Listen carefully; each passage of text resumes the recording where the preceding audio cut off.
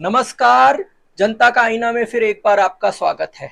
महाराष्ट्र के कोल्हापुर में दंगा भड़क उठा। कहा जा रहा है कि 6 तारीख को मंगलवार के दिन, जिस दिन शिवाजी महाराज का राज्याभिषेक था, उस दिन कुछ लोगों ने अपने व्हाट्सएप स्टेटस पे औरंगजेब का फोटो लगाया। ऐसा एक समाचार सब जगह फैला और उसके बाद पूरे शहर में तनाव का माहौल पैदा हो गया। वहां पर शिवाजी महाराज के चौक पर लोग जमा हो गए और थोड़ी समय में बड़ी भीड़ इकट्ठा हो गई। फिर उसके बाद लोगों ने दूसरे दिन, बुधवार के दिन, पूरे कोल्हापुर में बंद का आयोजन किया और उस बंद के आयोजन के समय पत्थरबाजी की गई, जिसमें गाड़ियों को तोड़फोड़ की गई, दुकानों की तोड़फोड़ की गई और पूरे कोल्हापुर डिस्ट्रिक्ट में तनाव का माहौल निर्माण किया गया।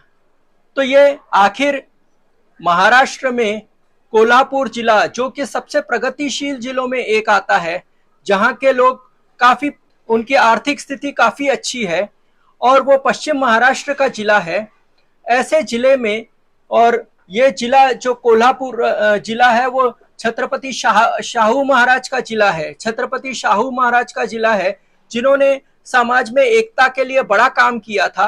यही शाहू महाराज ने बाबा साहेब आम्बेडकर को अपनी पढ़ाई करने के लिए मदद की थी।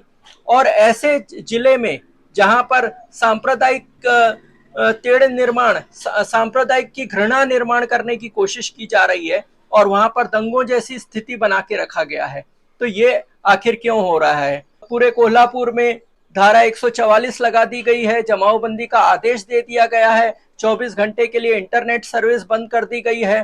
तो ऐसा आखिर कोल्हापुर में क्यों हुआ?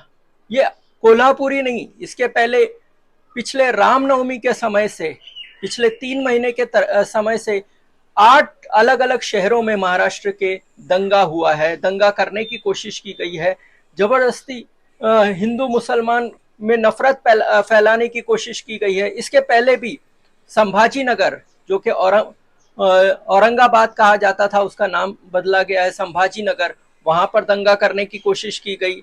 अहमदनगर के शेगांव में दंगा करने की कोशिश की गई, जो कि गजानन महाराज की, जो समता और समानता पर आधारित जो विचारधारा के गुरु हैं, उनकी नगरी में दंगा कराने की कोशिश की गई। संगमेश्वर में दंगा कराने की कोशिश की गई।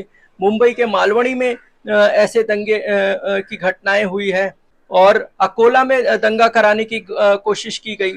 जलगांव में भी दंगा कराने की कोशिश की गई।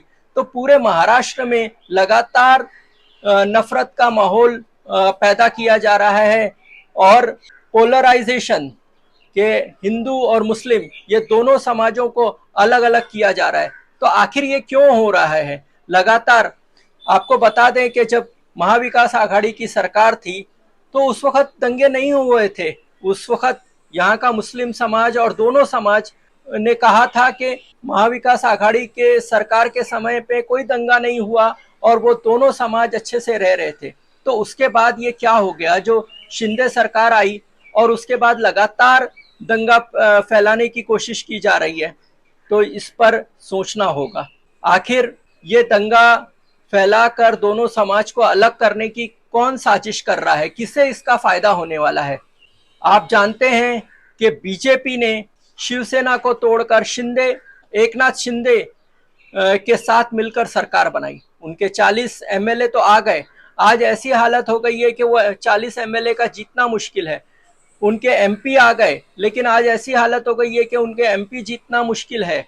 ऐसी भी बातें की जा रही थी कि बीजेपी इन 40 एमएलए और ये 19 एमपी है, मेंबर ऑफ पार्लियामेंट है शिवसेना के, उनको टिकट नहीं देना चाहती है। ऐसा कोशिश किए जा रहा है कि वो बीजेपी से ही चुनाव लड़े।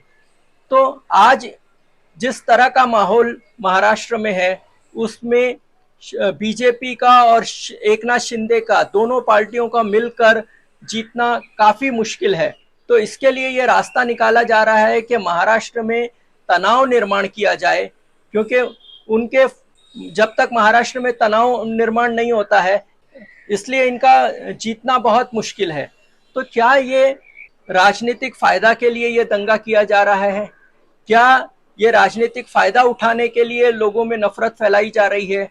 क्या ये दंगे स्पॉन्सर्ड किए जा रहे हैं? आपने देखा होगा कि यूपी में कुछ हिंदुत्ववादी लोगों ने खुद गाय को मारकर उसका इल्जाम मुस्लिम को के ऊपर देने की कोशिश की और यूपी पुलिस ने उस आदमी को पकड़ा भी, और ये साफ हो गया कि जानबूझकर दंगा फैलाने की कोशिश की गई थी। तो क्या महाराष्ट्र में भी वैसा ही किया जा रहा है? ये सब सवालों का उत्तर देना पड़ेगा। और राष्ट्रवादी कांग्रेस के शरद पवार ने साफ तौर पर कहा है कि इन दंगों में महाराष्ट्र सरकार का हाथ है और ऐसे लगता है कि महाराष्ट्र सरकार ऐसे दंगों को प्रोत्साहन दे रही है। कांग्रेस के नाना पटोले ने भी कुछ इस तरह की बातें की है। तो ये क्या ये सरकार जानबूझकर, क्योंकि बीजेपी के देवेंद्र फडणवीस जो कि खुद गृह मंत्री हैं, तो वो क्यों नहीं दंगा रोक पा रहे हैं? उन्होंने कहा कि औरंगजेब को मानने वाले अचानक कैसे बढ़ गए, उसकी जांच होनी चाहिए। तो आपके हाथ में है गृह मंत्रालय, आप जांच कीजिए कि ये दंगों के पीछे कौन है, क्या साजिश रची गई थी, क्यों ये दंगे कराए जा रहे थे। ये सब करने का काम आपका है। तो दंगा जिन्होंने करवाया है, जो साजिश में है, उनको आप पकड़िए। तो ये सारा खेल एकदम साफ है कि राजनीतिक फायदे के लिए ऐसे दंगे कराए जाते हैं। तो ये पूरे इतिहास में भी रहा है। मुंबई में जब 1992-93 में दंगे हुए तो 1995 में शिवसेना और बीजेपी की सरकार आ गई। तो ये पूरा एक समाज को डराकर, दोनों समाज को एक दूसरे के खिलाफ खड़ा करके, दोनों को एक दूसरे के खिलाफ डराकर, दोनों को अलग अलग करके, एक इसका वोट बैंक एक उसका वोट बैंक बनाकर वोट बैंक की राजनीति की जा रही है, ताकि लोग ये भूल जाएं कि जिस तरह से सरकार गिराई गई थी, जैसे सुप्रीम कोर्ट ने बोला कि गैर कानूनी रूप से सरकार गिराई गई थी।